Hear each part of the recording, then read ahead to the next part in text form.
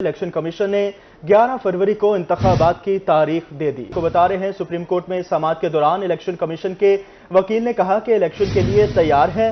हल्का बंदियों के बाद 54 रोज के अंदर इंतखाबात हो जाएंगे। 30 नवंबर तक हल्का बंदियां मुकम्मल हो जाएंगी।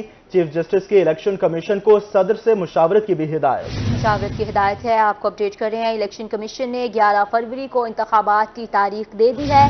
इलेक्शन की तारीख सुप्रीम कोर्ट में समाअत के दौरान दी गई है। सुप्रीम कोर्ट में समाअत के दौरान इलेक्शन कमीशन के वकील ने कहा, इलेक्शन के लिए तैयार हैं। हल्का बंदियों के बाद 54 रोज के अंदर इंतखाबात हो जाएंगे। 30 नवंबर तक हल्का बंदियां मुकम्मल हो जाएंगी। चीफ जस्टिस के इलेक्शन कमीशन को सदर से मुशावरत की हिदायत। आपको बता रहे हैं इलेक्शन कमीशन ने 11 फरवरी को इंतखाबात की तारीख दे दी। इलेक्शन की तारीख सुप्रीम कोर्ट में समाअत के दौरान दी गई। सुप्रीम कोर्ट में समाअत के दौरान इलेक्शन कमीशन के वकील ने कहा, इलेक्शन के लिए तैयार हैं। हल्का बंदियों के बाद 54 रोज के अंदर इंतखाबात हो जाएंगे। 30 नवंबर तक हल्का बंदियां मुकम्मल हो जाएंगी। इसी पर हमें ज्वाइन किया है एडिटर रोही, अमजद बुखारी और बहावलपुर से रजा मलिक साहब ने। सबसे पहले हम जाएंगे अमजद बुखारी साहब के पास। बुखारी साहब बताइएगा, वैसे तो 90 रोज में इलेक्शन होने थे और 7 नवंबर को दिन पूरे होने थे, लेकिन क्या वजह बनी इलेक्शन में ताखीर की? और दूसरा बताइएगा, ये जो तारीख दी गई है इस पे आप क्या कहेंगे? सबसे अहम बात यह है कि मुल्क में जो बेयकीनी की सूरत हाल थी वो ख़त्म हो गई और तमाम सियासी जमातें ये मुतालबा कर रही थीं कि इंतखाबात की तारीख का ऐलान किया जाए। ख़ास तौर पर दो सियासी जमातें, बड़ी सियासी जमातें मुतालबा कर रही थीं कि इंतखाबात की बाज़ाब्ता तारीख का ऐलान किया जाए। तो आज वो तारीख आ गई है और वो जो सियासी बेयकीनी थी वो ख़त्म हो गई है। इससे कबल इलेक्शन कमीशन ने कहा था कि जनवरी के आखिर में इलेक्शन करवाए जाएंगे, लेकिन अब सुप्रीम कोर्ट में एक केस की समाअत के दौरान इलेक्शन कमीशन ने वाज़ेह तौर पर बता दिया है कि 11 फरवरी को इंतखाबात होने जा रहे हैं।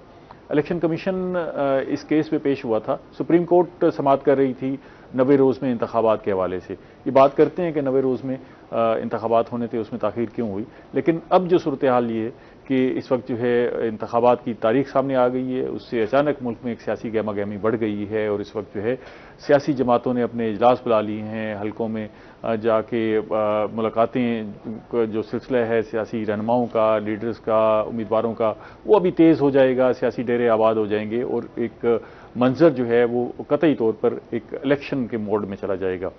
अब इससे कबल जो है इलेक्शन कमीशन ने जो जनवरी के आखिर में इंतखाबात का कहा था कि इंतखाबात हो जाएंगे, तो उससे अंदाज़ा ये किया जा रहा था कि ये फरवरी के आगाज़ में लगभग जो है वो इंतखाबात जो है वो होने जा रहे हैं।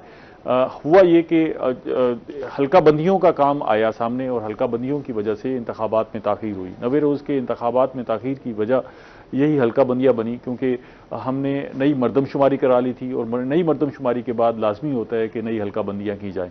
तो इलेक्शन कमीशन ने कहा कि ये हल्का बंदियाँ होना ज़रूरी हैं और आइनी तकाजा भी है। तो ये हल्का बंदियाँ हुई।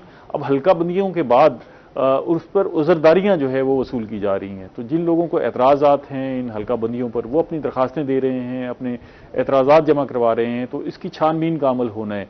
ये जो छानबीन है ये तकरीबन 30 नवंबर तक सारी मुकम्मल हो जाएगी और नई हल्का बंदियाँ 30 नवंबर तक अनाउंस कर दी जाएंगी, जिसके 54 रोज़ बाद जो है इंतखाबात होंगे। तो ये कैलकुलेटेड जो है टाइम दिया गया है और सुप्रीम कोर्ट में बताया गया है कि 11 फरवरी को इलेक्शन कमीशन जो है वो इंतखाबात कराने के लिए तैयार है। सुप्रीम कोर्ट ने हिदायत की है इलेक्शन कमीशन को कि वो सदर से इस हवाले से मशावरत करे और सदर से मशावरत के बाद जो है इसका बाज़ाब्ता शेड्यूल भी जारी हो जाएगा कि ये कब से कागजात नामजदगी जमा होने शुरू होंगे और सारा शेड्यूल जो है वो आ जाएगा। लेकिन ये सामने आ गया है कि 11 फरवरी को मुल्क में इंतखाबात होने जा रहे हैं। ये बड़ा अहम मौका है। इससे पहले जो है सियासी जमातें अपने तहफ़्फ़ुज़ात का इजहार कर रही थीं और बहुत सारी सियासी जमातें ये कह रही थीं कि अगर ये इंतखाबात की तारीख न दी गई और इसी तरह ये अबहाम जारी रहा तो ये आइनी बहरान की तरफ जा सकता है। तो इस सारी सूरत हाल में जो निगरान हुकूमत है उसको भी तनकीद का सामना करना पड़ रहा था और जो सिस्टम है उसे भी तनकीद का सामना करना पड़ रहा था। लेकिन अब इलेक्शन कमीशन ने इंतखाबात की वाज़ेह तारीख दे दी है तो उससे बहुत सारी बेयकीनी की जो फ़ज़ा थी उसका खात्मा हो गया है और इस बेयकीनी की फ़ज़ा के खात्मे के साथ जो मुल्क में जो मुआशी एक्टिविटी है वो भी जुड़ी होती है मुल्क में इस्तेहकाम के साथ। और ये जो कारोबारी तबका था और जो इस सनत से वाबस्ता लोग थे वो ये कह रहे थे कि मुल्क में माशी तरक्की उस वक्त हो सकती है जब मुल्क में सियासी इस्तेहकाम आए, और सियासी इस्तेहकाम जो है ये सब लोगों का कहना था कि उस वक्त आ सकता है जब मुल्क में इलेक्शन हो जाए और जो हुकूमत आएगी वो स्टेबल गवर्नमेंट होगी और उसे पता होगा कि उसने 5 साल के लिए अपनी पॉलिसीज देनी है, तो उससे जो है वो काम आगे बढ़ेगा और माशी इस्तेहकाम आएगा। मेरा ख्याल है कि आज ये इलेक्शन की तारीख आई है तो इससे भी जो है काफ़ी सारा इम्पैक्ट आएगा मार्केट पर, और हम ये देखेंगे कि सियासी इस्तेहकाम के साथ साथ जो है हमें माशी इस्तेहकाम भी नजर आएगा, और वो जो सारे मुतालबात जो थे और जो खदशात थे वो अब जो अभाम थे वो सारे दूर हो जाएंगे और सारे मुतालबात भी ख़त्म हो जाएंगे और वो अमली सूरत अख्तियार कर जाएगी कि इलेक्शन की फ़ज़ा पैदा हो जाएगी। अब पहले ही सियासी जमातों ने उम्मीदवारों से कागजात नामजदगी के हवाले से उनसे दरखास्तें मांग रखी हैं कि जो जो उम्मीदवार बनना चाहते हैं इलेक्शन लड़ना चाहते हैं तो अपनी दरखास्तें दें। तो अब वो माजी में भी इलेक्शन का ऐलान हुआ था और सियासी जमातों ने वो उम्मीदवारों से दरखास्तें ली थी, लेकिन वो सिलसिला वहीं रुक गया। लेकिन अब क्योंकि इंतखाबात की तारीख आ गई है तो ये सारा सिलसिला जो है संजीदगी के साथ चलना शुरू हो जाएगा और उम्मीदवारों से जो दरखास्तें मांगी जा रही हैं उसमें तेज़ी आ जाएगी, और फिर जो है सियासी जमातें इन दरखास्तों की स्क्रूटनी के अमल को भी तेज़ कर लेंगी और फिर उम्मीदवारों का तयन, और फिर ख़ासतौर पर ये जब 30 नवंबर को हमारी हल्का बंदियाँ मुकम्मल होती हैं तो हल्का बंदियों को सामने रख के सियासी जमातें उम्मीदवारों का तयन करती हैं, और ख़ासतौर पर जो है अभी हम देख रहे हैं कि बहुत सारे उम्मीदवार मैदान में मौजूद हैं, तो वो जो मैदान में मौजूद उम्मीदवार हैं वो भी उनका फोकस जो है वो बढ़ जाएगा हल्का बंदियों के हवाले से, और वहाँ जहाँ जहाँ जिस इलाके में उनको एतराज़ात हैं, जहाँ जहाँ वो ये समझते हैं कि हल्का बंदियाँ ठीक नहीं, तो वो उस पर भी फोकस करेंगे और हल्का बंदियों को फाइनल करवाने में भी अपना किरदार मौसर अंदाज से अदा करेंगे। ऐसा लग रहा है कि अब ये जो है सारी सूरत हाल वो इंतखाबी होने जा रही है, सियासी सरगर्मियाँ बढ़ेंगी, और ख़ास तौर पर हम जिक्र करें अगर पंजाब के ज़ेरी इलाकों का तो वहाँ पर अमूमन जो है दही इलाकों में डेरादारी की सियासत होती है और अमूमन जो है वो सियासत का महवर जो है वो उम्मीदवारों के डेरे होते हैं, तो वो हम देख रहे हैं कि कुछ दिनों से वहाँ पर कुछ रौनकें थी लेकिन अब अचानक उन रौनकों में इजाफा हो जाएगा, डेरे आबाद हो जाएंगे और वहाँ पर जो है लोगों के मसले मसाइल भी हल होना शुरू हो जाएंगे, और अब ख़ास तौर पर फोकस भी होगा लोगों से, ये मौसम आ रहा है, वादों का मौसम आ रहा है और फिर वादों की तकमील के हवाले से मुस्तकबिल में उनसे मुतालबात होंगे। तो इस वक्त जो है मुल्क में हम देख रहे हैं कि सियासी फ़ज़ा जो है वो अचानक पैदा हुई है और सियासी जमातें भी उससे खुश हैं, सियासी लोग भी खुश हैं, उम्मीदवार भी खुश हैं, और ख़ास तौर पर वो लोग जो ये कह रहे थे कि सियासी गहमा गहमी उस वक्त आ सकती है जब इलेक्शन कमीशन अपनी डेट का बाज़ाब्ता ऐलान करे, तो अब ये डेट आने से वो सारे खदशात दूर हो गए हैं और अब ऐसा लग रहा है कि हम बराह रास्त जो है इंतखाबात की तरफ जा रहे हैं और इंतखाबात के जो बाकी तकाजे हैं वो अब पूरा होना शुरू हो जाएंगे। इलेक्शन कमीशन ने सुप्रीम कोर्ट ने बताया कि वो इंतखाबात के लिए तैयार हैं, तो वो किसी हद तक तैयारी कर चुके हैं, लेकिन बाकी तैयारियां जो है उसमें अब तेज़ी आ जाएगी। अब ख़ास तौर पे रिटर्निंग ऑफिसर्स अमले की तैनातियों का अमल है, फिर अमले की ट्रेनिंग का अमल है जो पहले पार्शली जारी था, लेकिन अब फोकस करके अमले की तरबियत का जो मामला है उसको आगे बढ़ाया जाएगा। हमारे यहाँ वोटर्स की तादाद में काफ़ी इजाफा हुआ है, इसी हिसाब से पोलिंग स्टेशंस की तश्कील नौ करनी होगी और हमें पोलिंग स्टेशंस की तादाद को बढ़ाना होगा। इसी तरह हमारे जो नए हल्के उभर के सामने आएंगे उसी हिसाब से इलेक्शन कमीशन को इन हल्का बंदियों के मुताबिक जो है इलेक्शन प्लान को डिज़ाइन करना होगा, तो उसमें भी तेज़ी आ जाएगी। जी अमजद बुखारी साहब, आप हमारे साथ ही रहिएगा। हमें बहावलपुर से हमारे साथ रजा मलिक साहब मौजूद हैं। सर बताइएगा कि जनूबी पंजाब के लोगों के लिए क्या मनफी और मस्बत असरात होंगे और बहावलपुर में कैसी तैयारियां चल रही हैं इलेक्शन की? बिल्कुल, ये सबसे ज्यादा इंतजार किया जा रहा था इलेक्शन की डेट्स के हवाले से, और इलेक्शन कमीशन ऑफ पाकिस्तान की तरफ से आज सुप्रीम कोर्ट में जो है वो 11 फरवरी की तारीख दी गई है, और इस हवाले से ताहम इलेक्शन कमीशन में अभी भी एक मुशावरत का सिलसिला जारी है। आज सुप्रीम कोर्ट की तरफ से जो हिदायत दी गई है उनकी रोशनी में जो है वो एक हतमी तारीख जो है मुमकिन तौर पर कल आ जाएगी, लेकिन ताहाल इलेक्शन कमीशन ऑफ पाकिस्तान की तरफ से जो हतमी तारीख दी गई है वो 11 फरवरी दी गई है। और इस हवाले से तमाम तर इलेक्शन के हवाले से इंतजाम की बात करें तो ये तैयारियां पहले से ही जारी थी।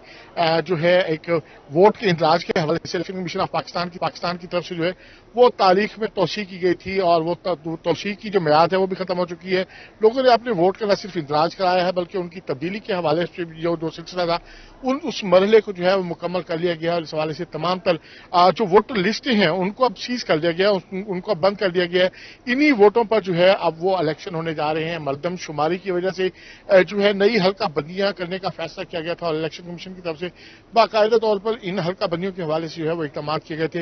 हल्का बंदियों पर अब एक एतराजात का सिलसिला जो जारी है। बात करें भावलपुर की तो भावलपुर से सबसे ज्यादा एतराजात जो है वो हल्का बंदियों पर दायर किए गए हैं। 23 के करीब जो एतराजात हैं उनकी समाअत का सिलसिला जो है वो इस्लामाबाद में जारी है। इलेक्शन कमीशन ऑफ पाकिस्तान के दफ्तर में इस हवाले से तमाम तर जो मामलात हैं उनको इख्तिताम की तरफ भेजा जा रहा है और ऐसे में जो है वो बाकायदा तौर पर 11 फरवरी का जो है अनाउंस की गई है इलेक्शन कमीशन ऑफ पाकिस्तान की तरफ से जो तारीख है इलेक्शन इतवार का रोज होगा। और इस हवाले से लोग जो है वो मुंतजिर थे कि जो इलेक्शन के हवाले से जो है किसी भी जो तारीख है उसका तयन कर दिया जाए ताकि अब होगा ये कि जो इंतखाबी सरगर्मियां हैं वो जोर पकड़ेंगी। इलेक्शन कमीशन की तैयारियों की बात करें तो इलेक्शन कमीशन की तरफ से जो है एक इब्तदाई जो एक पोलिंग स्कीम थी वो तैयार कर ली गई थी।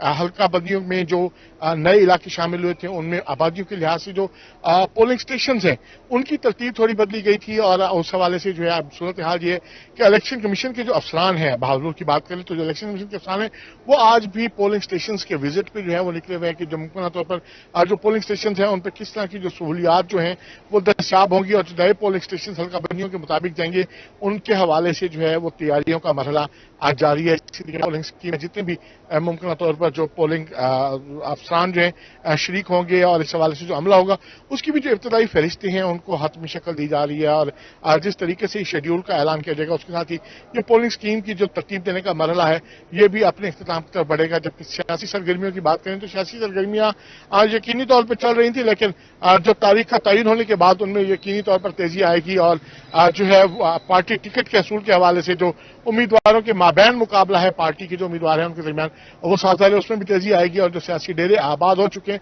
उनमें सरगर्मियों में जो है वो तेजी आएगी। एक गहमा गहमी का जो माहौल है पैदा होगा क्योंकि जो ज्यादातर लोग हैं जो सब जो इसी बात के मुंतजिर थे कि किस तरीके से क्योंकि जो इलेक्शन होने थे शेड्यूल के मुताबिक वो सिर्फ हल्का बंदियों की वजह से ताखीर का शिकार हुए और हल्का बंदियों के बाद जो है अब उनकी एक तारीख आ गया जिसके बाद से यहाँ सरगर्मियां बढ़ेंगी। जी sir back to Amjad Bukhari साहब, आपसे सवाल है कि इलेक्शन की तारीख के बाद अब आप बताएं कि निगरान हुकूमत क्या हिकमत अमली इख्तियार करेगी? निगरान हुकूमत की बुनियादी जिम्मेदारी इंतखाबात का इनेकाद है, बाकी सारे मामला सानवी हैं। तो निगरान हुकूमत ने कोशिश की कि इस अरसे में जो बेहतर अंदाज से वो पुट कर सकते थे उन्होंने किया, क्योंकि उनका अरसा जो है वो कुछ बढ़ गया। तो उस अरसे में उन्होंने अपनी इंतजामी सूरत हाल बेहतर करने की कोशिश की, लेकिन अब फोकस जो है निगरान हुकूमत का इंतखाबात पर आ जाएगा। इंतखाबात के हवाले से आप देखते हैं कि जब इलेक्शन करीब आते हैं तो बहुत सारी ट्रांसफ़र पोस्टिंग्स होती हैं ताकि इंतखाबात को शफाफ बनाया जा सके। तो इंतखाबात को शफाफ बनाने के लिए अब ज़ाहिर है जो इंतज़ामी अफसरान हैं उनकी कोई तब्दीलियाँ होंगी, नए अफसरान लगाए जाएंगे और ऐसे लोग जो तवील अरसे से किसी जगह पर मौजूद हैं उनको हटाया जाएगा। और फिर इलेक्शन के इनेकाद के लिए एक पूरा प्लान होता है जिस पर अमल दरामद किया जाता है। उसमें ख़ास तौर पे इम्पॉर्टेंट जो है वो सिक्योरिटी है। तो सिक्योरिटी फ्राहम करना, पुरअमन जो है वो इंतखाबात करवाना वो निगरान हुकूमत की जिम्मेदारी होगी। उसके लिए जो है फंड्स की एलोकेशन करना और फिर फंड्स की डिस्ट्रीब्यूशन जो है वो निगरान हुकूमत की जिम्मेदारी होगी। इसी तरह जो हिसास पोलिंग स्टेशन हैं उनके हवाले से काम करना वो निगरान हुकूमत की जिम्मेदारी होगी। इसी तरह कहीं भी कोई सियासी जमात या कोई सियासी उम्मीदवार जो है इस सारी सूरत हाल का अपने हक में फ़ायदा ना उठाए, बल्कि इस सारी सूरत हाल को मुतवाज़न रखना और ऐसी हालात पैदा रखना जिसमें सारे लोगों के लिए इवन प्लेइंग फील्ड हो, उसके लिए निगरान हुकूमत अपना काम करेगी। अभी निगरान हुकूमत के पास काफ़ी वक्त है, 11 फरवरी तक काफ़ी वक्त है। तो इसमें काफ़ी सारी चीज़ें हैं जिनको ठीक होना है, ख़ास तौर पर हल्का बंदियों के हवाले से जो सूरत हाल है वो भी सामने आनी है और फिर जो है इंतज़ामी फ़ैसले भी काफ़ी सारे किए जाने हैं। तो उसके लिए निगरान हुकूमत जो है वो अपना मस्बत रोल अदा करेगी। और अभी हमने देखा कि माजी करीब में पंजाब हुकूमत ने और मरकज़ी हुकूमत ने जो निगरान हुकूमतें थी उन्होंने अच्छा किरदार अदा किया और उनकी कोशिश ये भी थी कि अरसा कम है, इस अरसे में जो है क्योंकि उनको आईनी गुंजाइश भी दी गई थी, निगरान वफाकी हुकूमत को भी आईनी गुंजाइश दी गई थी और पंजाब निगरान हुकूमत को भी ये मौका मिला कि वो बहुत सारे मामला ठीक कर सके। और ऐसे फैसले भी कर सकें जो इससे पहले उनके आर्बिट में नहीं आते थे। तो उन्होंने ऐसे फैसले किए और बहुत सारी इस्लाह भी की और बहुत सारे इंतजामात को भी ठीक किया। निगरान हुकूमत जो है वो मौसर इकदाम करेगी। हमारे साथ मौजूद थे एडी अमजद बुखारी और ब्यूरो चीफ बहालपुर रजा मलिक। सर, आप दोनों का बहुत बहुत शुक्रिया हमें इलेक्शन के हवाले से अपडेट करने के लिए। और अब आगे बढ़ें और बात करेंगे अफगान बाशिंदों की। मोहलत खत्म और एक्शन शुरू। गैर कानूनी मुकीम गैर मुल्कियों की पकड़ धकड़। जनूबी पंजाब भर में गैर कानूनी मुकीम अफगानियों के खिलाफ क्रैकडाउन शुरू कर दिया गया। सरगोदा में 244 गैर कानूनी अफगान मुहाजिरीन बेस कैंप मुंतकिल कर दिए गए, जबकि कवायद की तस्दीक और अफगान कार्ड दिखाने पर 170 बाशिंदों को छोड़ दिया गया। अफगान मुहाजिरीन को सरगोदा यूनिवर्सिटी के हॉस्टल भी मुंतकिल किया गया। यहाँ आपको बता रहे हैं 74 बाशिंदे रिकॉर्ड फ्राहम न कर सके। हिरासत में लिए गए अफगान बाशिंदों को बतौर मेहमान बेस कैंप मुंतकिल किया गया है। कमिश्नर मोहम्मद अजमल भट्टी का कहना है कि अहकामात मिलने पर अफगान बाशिंदों को बैनुल-अक़वामी बॉर्डर पर पहुंचाया जाएगा। आपको बता रहे हैं मुल्क से गैर कानूनी मुकीम गैर मुल्कियों का रजाकाराना इनखला जारी है। सरगोदा में गुज़िश्ता 24 घंटों में 114 अफगानियों को महाजरीन बेस कैंप में लाया गया है। डेप्यूटी कमिश्नर की रोही से गुफ्तगू, इनका क्या कहना है जानते हैं नईम खान से। बिल्कुल, इस वक्त मैं मौजूद हूँ डिप्टी कमिश्नर ऑफिस सरगोदा में और यहाँ पर जो है अफगान महाजरीन की जो उनके वतन वापसी का जो मरहला है और दूसरा वो इस वक्त पहले मरहले में उनको 31 अक्टूबर तक डेडलाइन दी गई थी कि वो खुद जो है अपने वतन वापस लौट जाएं। अब बेस कैंप में जो है अफगान महाजरीन की वापसी जो है इस वक्त शुरू है और इस वक्त डिप्टी कमिश्नर सरगोदा हमारे तो मौजूद है। उनसे जानते हैं कि ये मरहला अब किस स्टेज पर है और कितने अफगानी जो है इस वक्त आपकी तहवील में। जी बिस्मिल्लाहिर्रहमानिर्रहीम। जी, हमने कल से जब ये ऑपरेशन फर्स्ट नवंबर से शुरू हुआ है, टोटल 114 फॉरेनर्स जो हैं अपने अफगान महाजरीन उनको पकड़ा है, जिनमें कोई 67 मेल हैं, कोई 30 के करीब बच्चे हैं और 17 फीमेल हैं। ये टोटल को 114 के राउंड का फिगर बनता है। लेकिन अभी इनके हमने जब डॉक्यूमेंट्स जिसके पास जो थे वेरिफिकेशन के बाद टोटल जो इलीगल इमिग्रेंट्स बने वो 50 बने। इस 50 में से बकाया को हम छोड़ देंगे। वो फिर जो सेकंड फेज होगा जिसके मुताबिक गवर्नमेंट की पॉलिसी आएगी उस लिहाज से हम चले। इन 50 जो महाजरीन है इनको हम लोग डिपोर्ट का प्लान कर लिया है। मे बी आज रात या कल हम इनको वाया जो भी बॉर्डर हमें गवर्नमेंट FIA बताती है, फेडरल गवर्नमेंट बताती है, उसके थ्रू हम डिपोर्ट करेंगे एज पर लॉ जो भी होगा। ये थे deputy commissioner Sargodha captain retired Shoaib Ali और वो बता रहे थे कि जो आज रात से जो है अफगान महाजरीन की बेस कैंप से जो है वो बॉर्डर मुंतकिली का सिलसिला जो है वो शुरू हो जाएगा और उसके लिए जो है हुकूमती पॉलिसी का जो है इस वक्त इंतजार किया जा रहा है। और आज शाम से जो है वो जो अफगान महाजरीन है इलीगल उनको जो है उनके वतन जो है वापस भेजने के लिए बॉर्डर भेजने के लिए ट्रांसपोर्ट मुहैया कर दी गई। जी नईम खान, बहुत शुक्रिया आपका। नॉन फाइलर शहरी जायद टैक्स अदा ना करें, इसी खबर के साथ आगे बढ़ेंगे। Tax expert general secretary tax bar Multan Imran Ghazi की रोही से गुफ्तगू, कहते हैं रजिस्ट्रार शहरियों से जायद टैक्स वसूल ना करें। इनका मजीद क्या कहना था जानेंगे माहर इमरान से। बताइएगा इमरान। जी बिल्कुल, बात करेंगे लोगों के सबसे अहम मसले के हवाले से। जो भी शख्स अपनी ज़मीन अपनी प्रॉपर्टी जो किसी से लेता है या देने के लिए रजिस्ट्रार ऑफिस में जाता है तो उसको जो बहुत बड़ा जो एक जो टैक्स के मद में जो है वो थमा दिया जाता है पेपर के आपने इतने पैसे जो है वो भरने हैं। फाइलर की सूरत में 3%, नॉन फाइलर की सूरत में 10.5% भरना होता है। लेकिन इस जो शख्स का इस बात का तयन जो कैसे किया जाएगा कि आया कि जिस जो अपनी प्रॉपर्टी देने या लेने गया है कि वो फाइलर की शिक में पूरा उतरता भी है या नहीं उतरता, क्या वो शराइत हैं एक बंदे के फाइलर होने के हवाले से, और दूसरा कि जब सब रजिस्ट्रार जो है उनको वापस भेज देता है तो कितने मसाइल का सामना करना पड़ता है। इमरान गाजी साहब हमारे साथ मौजूद हैं, टैक्स एक्सपर्ट हैं, जनरल सेक्रेटरी टैक्स बार भी हैं, उनसे जानते हैं। हमारे यहाँ होता ऐसे है कि जब एक शख्स आता है अपनी प्रॉपर्टी बेचने के लिए तो रजिस्ट्रार साहब उसको कहते हैं जी कि आप फाइलर हो। फाइलर होने के लिए सेक्शन हमारा इनकम टैक्स ऑर्डिनेंस का 114 है जो अपनी कुछ शराइत बताता है और उस शराइत में बेवा यतीम बच्चे उससे वैसे ही बाहर हो जाते हैं। जो आपके बूढ़े शख्स हो गए ओल्ड एज 60 साल से ज़्यादा वो वैसे ही बाहर हो जाते हैं। और ऐसे अफराद जो कि गरीब गुरबा घरों में काम करने वाले मजदूरी करने वाले उनके नाम अगर कोई खानदानी प्रॉपर्टी आ गई है तो वह वैसे ही बाहर हो जाते हैं। 6 लाख कम से कम आपकी आमदनी हो तो आपने टैक्स देना है, इससे नीचे कानून नहीं आपसे तकाजा करता जी कि आपने इनकम टैक्स का गसवारा जमा कराना है। लेकिन जब भी रजिस्ट्रार ऑफिस जाते हैं तो यही जो कहा जाता है कि पहले आप फाइलर बने या 10.5% जमा करवाएंगे टैक्स, तो उसके बाद जो ये प्रॉपर्टी ले या दे सकते हैं। तो वो क्या गैर कानूनी तौर पर कहते हैं, क्या कहते हैं? जी ऐसे है कि जब आप जाते हैं फाइल अपना प्रॉपर्टी को बेचने के लिए तो एक टॉट माफिया रजिस्ट्रार ऑफिस के बाहर खड़ा होता है जो कि आपको सब्ज बाग दिखाता है कि आपने जो प्रॉपर्टी 1 करोड़ की बेचनी है तो इस पे हम 3% आपको रेट लगवा देंगे, आप फाइलर हो जाए। अब फाइलर होने के लिए उस नाम पे वो 10 से 15,000 रुपये वो उसे ले लेते हैं और उसके बाद उसको फाइलर करके जो बेनिफिट उसका मिलता है 10.5% का फ़र्क का वो उसको वक्ती तौर पे तो मिल जाता है, लेकिन जब वो अगले सालों में गसवारे जमा नहीं होते तो कानून ने फिर उसको पेनल्टी भी लगानी है और उसके बाद आगे फ्यूचर में उसके लिए प्रॉब्लम्स खड़ी होगी। बिल्कुल कानून मौजूद है, कोई भी ऐसा शख्स जो कि फाइलर की कैटेगरी में नहीं आता उसको चाहिए कि रजिस्ट्रार्स को कहें कि उसका जो केस है वो वहाँ भेजे उसकी एप्लीकेशन। कमीशन महर इमरान, बहुत शुक्रिया आपका तफसीलात के लिए।